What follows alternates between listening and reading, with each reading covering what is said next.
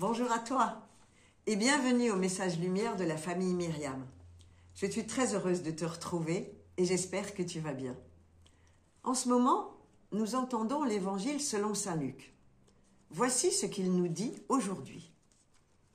En ce temps-là, il arriva que Jésus, passant à travers villes et villages, proclamait et annonçait la bonne nouvelle du règne de Dieu.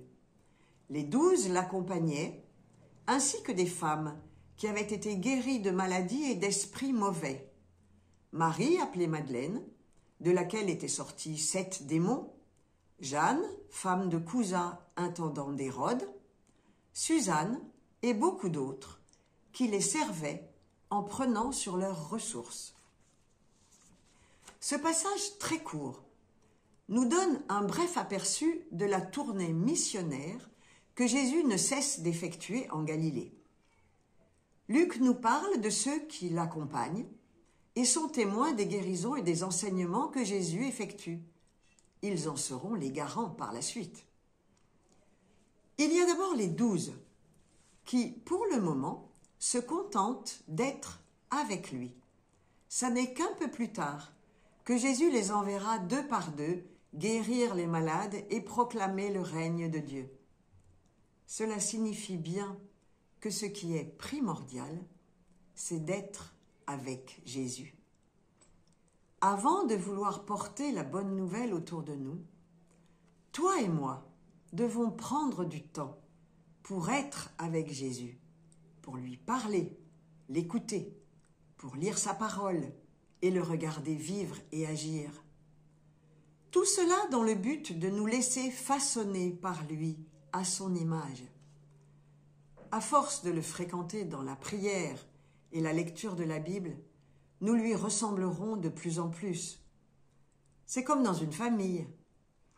Lorsque je regarde mes petits-enfants, quelquefois, certaines mimiques, une expression, une manière de se tenir, de parler, me rappellent tantôt leur père, tantôt leur mère.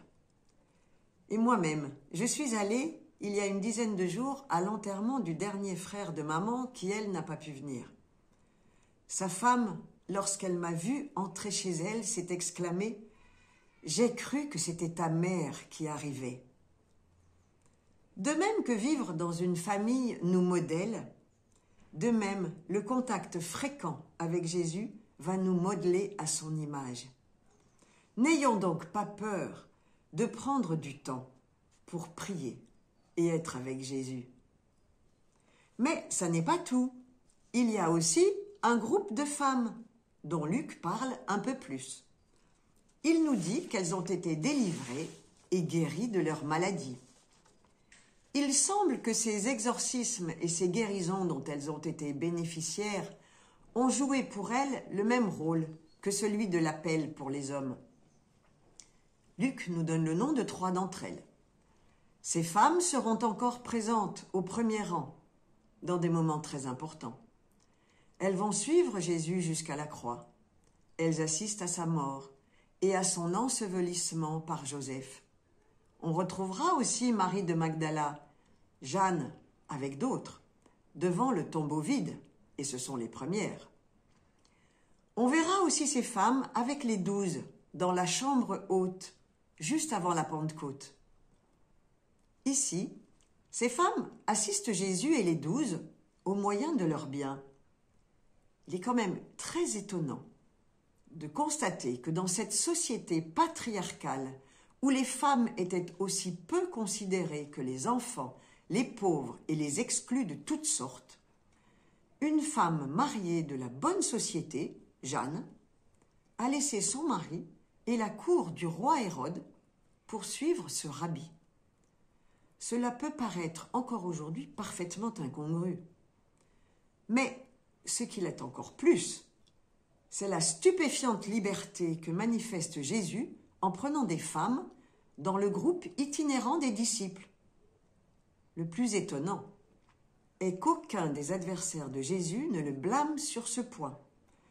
Alors que son rapport aux pécheurs est critiqué à plusieurs reprises, ainsi que son prétendu non-respect du sabbat. On ne peut donc que sourire ou s'indigner lorsque l'on entend dire que le Christ se serait tenu à un écart prudent des femmes du fait des conventions sociétales de son époque et qu'il aurait été empêché de leur donner plus de responsabilités. L'Évangile, selon Luc, nous démontre le contraire et insiste bien sur l'égale dignité de l'homme et de la femme. Saint Paul le dira autrement. Il n'y a plus ni juif ni grec, ni esclave ni homme libre, ni homme ni femme, car tous, vous ne faites plus qu'un dans le Christ Jésus.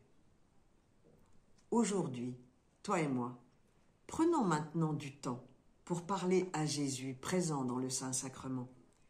Et ensuite, remplis de sa force, allons l'annoncer à nos frères. Très bonne journée à toi et à bientôt. Jésus,